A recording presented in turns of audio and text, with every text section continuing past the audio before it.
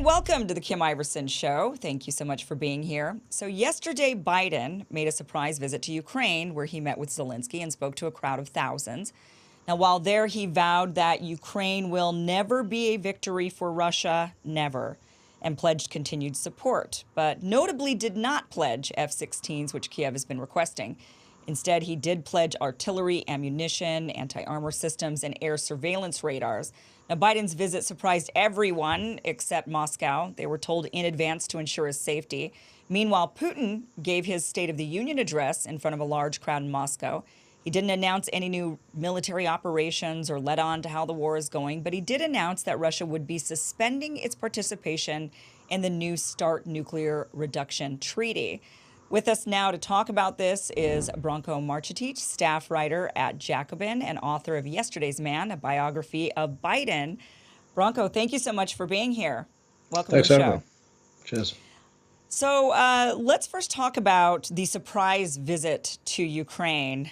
There's been a lot of talk about where we're at with this conflict, whether or not there's going to be maybe a discussion of a peace agreement, whether or not the United States is going to be leveling up and sending F-16s. What do you make of Biden actually making a physical appearance in Kiev? It's hard to say exactly what was going on, behind the scenes. I think we can speculate about a few different things. Number one, obviously, I think it's meant to be kind of a counterpoint to Putin's speech. It's meant to signal to Ukraine and to Europe and to the world, continuing U.S. resolve and sort of, not to let Putin have the last word on this, this 1 year anniversary that's coming up. So that's one thing. I think the other thing is we have to contrast what Biden was saying on this trip and then also the way it's been read, I think, in a lot of the Western media. A lot of people kind of emphasize Biden saying, giving sort of unwavering commitment to Ukraine and its war effort and so on and so forth. And it's kind of been interpreted as this big triumphant moment for the West and for Biden, the Biden presidency. But at the same time, the weeks before this have been prefigured by, there was a Washington Post report of Biden telling Zelensky basically, look, I don't think there's going to be much appetite to keep sending weapons from the U.S. Congress in the next, maybe after the summer. So you have to start getting some sort of results in the battlefield soon because we may not be able to support you that much. So, it's publicly, the Biden administration wants to signal that it's going to be supporting Ukraine to the end, particularly as U.S. officials kind of the way they see it is what happens in Ukraine is going to matter a whole lot to what happens, if anything, around Taiwan and China. They don't want to give the sense that they're not going to, back Taiwan if and when a Chinese attack comes. At the same time, though, and privately, Biden is maybe taking a bit of a political risk by basically telling Zelensky, look, you have to now move towards some sort of push for peace and negotiations because we just cannot keep this war going forever. So I think there's as always with these things, there's a few different things going on. There's something for a bit of public consumption. There's signals being sent to world leaders, and there's also a bit of private politicking going on. It's interesting that this would be a political risk for Biden to actually call for peace, because actually, if this conflict goes further and it escalates to a level that many of us fear, which is nuclear annihilation, essentially, or nuclear warfare, or just really, even if it doesn't go nuclear, but just a battle, a war with Russia, NATO against Russia. This is the worst case scenario. That would be also politically a dire situation to be in. History will not look kindly on the person who marches us into World War III and doesn't de-escalate it earlier in advance. It seems like this is just a losing situation politically for Biden no matter what. It's easy, but it's either up front or it's maybe later. Yeah, well, you're right that, history will not look kindly. And that's if, when all the dust is settled, if people are still writing history, if there's anyone even around to write history. It's a sign of how I think, political discourse and priorities in Washington more than the rest of the country, I would say really just in D.C. have really gone topsy-turvy over the course of this war. I think that ultimately there's not been much of a public discussion, let alone, I don't know to what extent there was a private discussion about what exactly the goals of the U.S. war effort have been and what they should be. There's sort of from the beginning of this war last year to now, there's been this kind of unofficial kibosh and any sort of debate about various parts of this war that kind of, are all in the direction of pushing us towards more escalation. And that's basically what's happened until now. I mean, you're right that it seems like these F-16s aren't going, but the Biden administration has just serially blown past all these lines that it drew, at the start of the war and even just months ago in terms of what it wouldn't send and what it wouldn't do.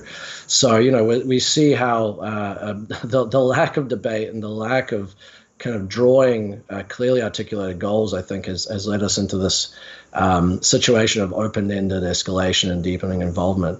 I think for the United States, and I think for the rest of the world, including Europe, and frankly, including Ukraine, the priority here should be, yes, of course, you want to stop Putin from ending up taking over Kiev, although I don't think that's his goal at this point. But, you also want to make sure this thing doesn't get into some sort of disastrous, catastrophic escalation that is not only going to be aimed at Kiev and Ukraine first. I mean, those are the people that are going to be targeted and by any sort of nuclear strike to begin with. But it's going to affect millions of people, unsuspecting, innocent people, and not just Europe and Russia, but the United States and everywhere else around the world. Yeah, it just makes me really wonder what the end game is with this from a NATO perspective. I get it. Neither side wants to look like the fool. Neither side wants to look like they lost. Everybody needs to walk away a winner. That would be the best case scenario in a negotiation, in a peace deal, if we were to say, okay, let's stop the bloodshed. But neither, certainly not NATO. I'm not sure about Russia, and maybe you have some insight on this, but it seems NATO would never let, with the rhetoric that they've just been flinging towards Putin, they would never let him even look like it came to a draw. They want nothing but loss. And if it doesn't look like a total loss for Putin, they're not going to go for it. I'm not sure if Russia, do you think Russia has that same mentality? Do you think Putin is like, it's all or nothing at this point? You're going to just totally lose and that's it. It's Russia wins 100%. I mean, I think with all of the sides in this war, we have to balance, public rhetoric against what they really think. And I do agree that the public rhetoric of, not just U.S. officials, but European officials and other, NATO officials has been counterproductive because it's created this idea in the public mind that the only reasonable and satisfying conclusion for this is complete defeat for Putin, if not him being toppled from power and replaced entirely, and Russia kind of being, so people talk about decolonizing Russia, basically breaking it up into smaller segments, and that is a dangerous thing to push, not just because of the all manner of unintended consequences that could go from that, but also the fact that it's probably pretty unrealistic. And so, if the war just keeps going and going, as the Rand Corporation recently argued, which is, it gets most of its funding from the Pentagon, a long war is not good for anyone. It's not good for Ukraine. It's not good for the United States. It's not good for Europe or the global South. And so, we have to get away from this kind of maximalist language. I actually think if you look past that rhetoric, I think we can see that already we've reached a point in this war where I think every side has suffered some pretty bad losses. Ukraine most of all. Russia has had a pretty disastrous war effort. But even the U.S. and Europe have had these blowback effects that have been really, really bad. And I think every side in this war can convincingly say to some extent that it has gotten some sort of victory, however unsatisfying, and that the other side has gone in defeat. Putin, Russia's suffered supposedly over 100,000 casualties. That's catastrophic. It's lost a lot of equipment. Its economy it's held up pretty well in the face of sanctions, but it's still not great. So I can't. And also, by the way, their maximalist goals at the start of the war, when they wanted to topple the government in Kiev, they were repelled. They were humiliated on the world stage. I don't think you can say, even if Russia ends up at the end of this having annexed these territories in Ukraine, which obviously is illegal and outrageous, of course. But even if it does end up having done that, I don't think you can really say that Russia has won. But at the same time, Putin may point to that and be able to go back to his domestic audience and say, hey, well, I got a victory too. I saved this Russian-speaking population from quote unquote genocide, as he likes to say, and I stood up to NATO and so on and so forth. So I think we are reaching that point. The question is, I don't know to what extent each side is willing to sit down and talk at this point. And but I think to find that out, to find out how open everyone is to some sort of negotiations, I think they have to be tried. And there has not been that much of that, I think, going on over the past few months. Yeah, not at all. And it really makes me worry that the next step, especially now with, we're seeing the administration really push for Finland and Sweden to join NATO. They're really, pointing the finger at Turkey and saying, you better not hold this up because we will bring them into NATO. And I question the reasoning for that.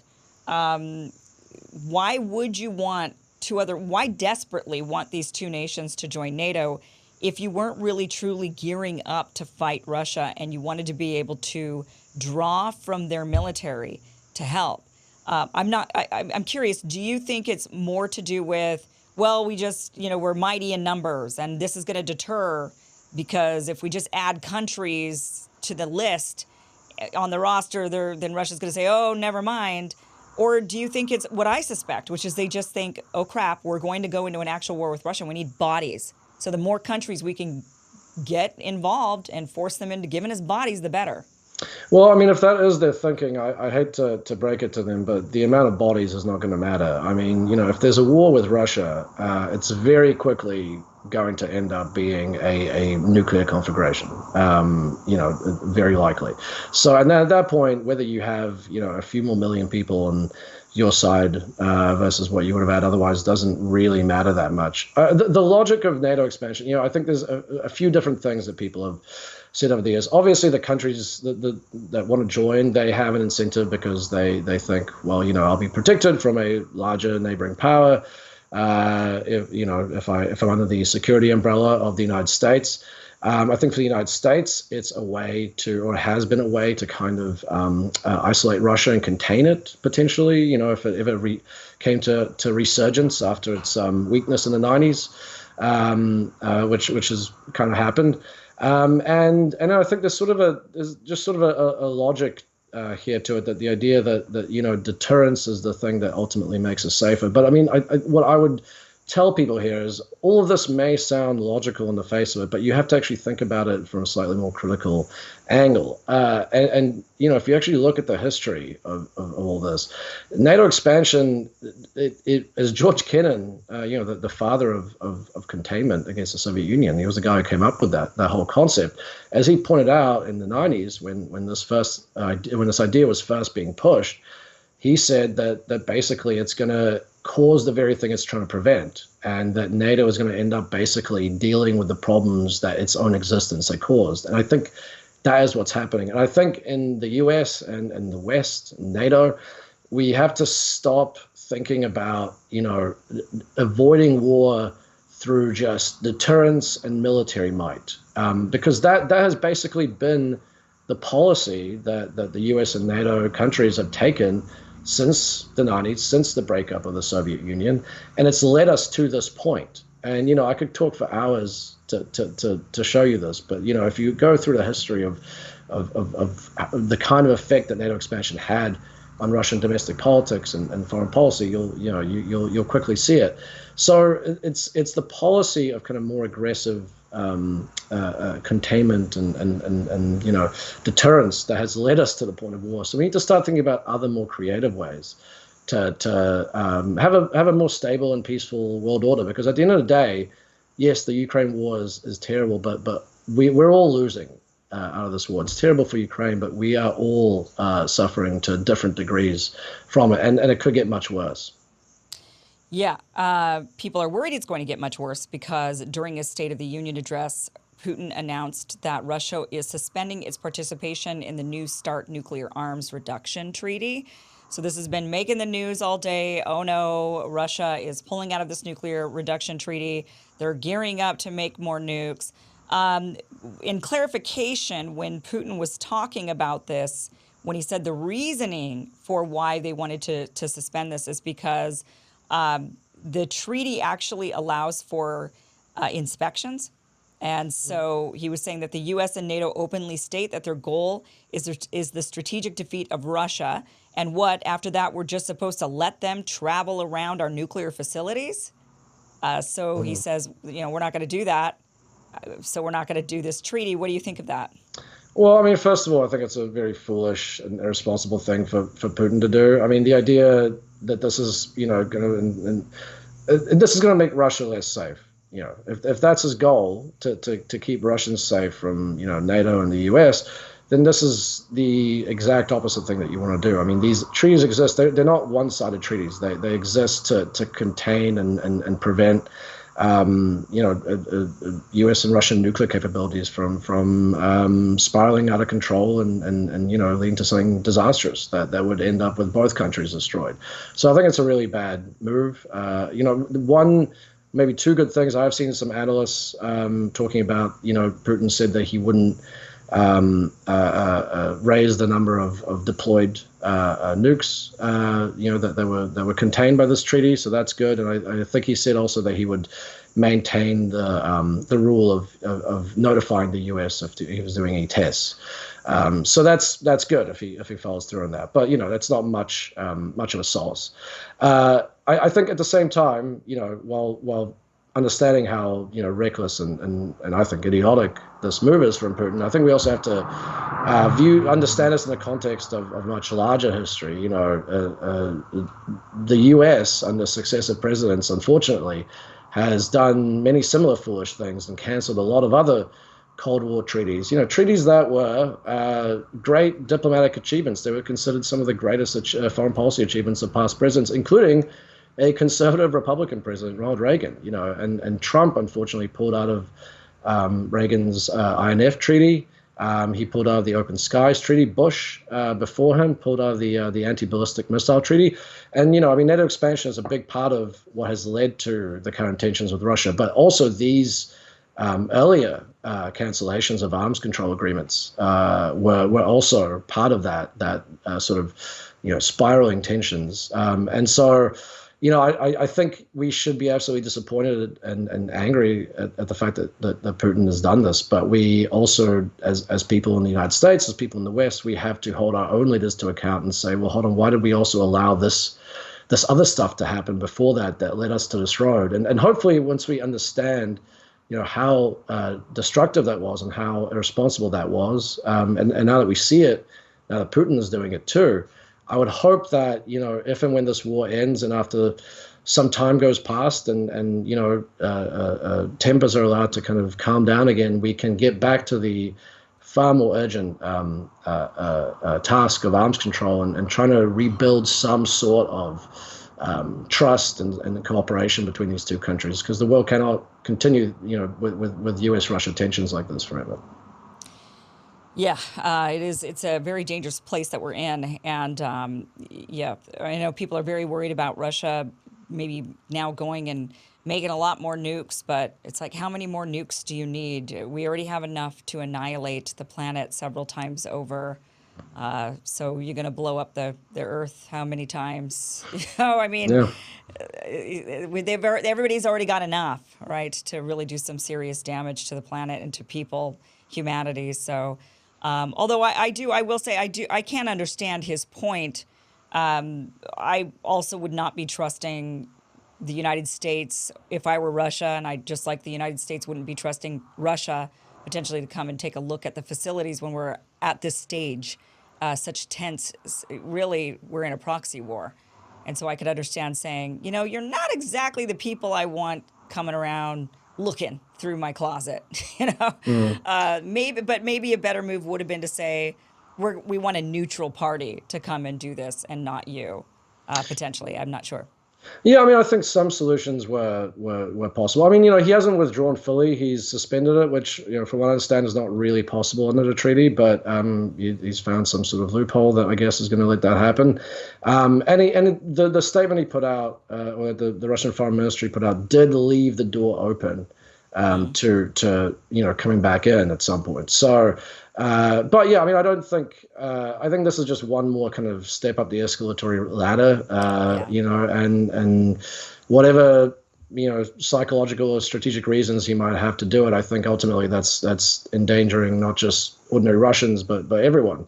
And so, yeah, I mean, I wish that the leadership in both countries, hopefully, sometime soon people can start, coming to their senses a little bit and trying to find some way out of this that isn't just kind of, ratcheting things up further and further and further and further. Yeah, absolutely. Total agreement there. Branko Marcetic, staff writer at Jacobian and author of Yesterday's Man, a biography of Biden. Thank you so much for joining us. Hey, thanks for having me.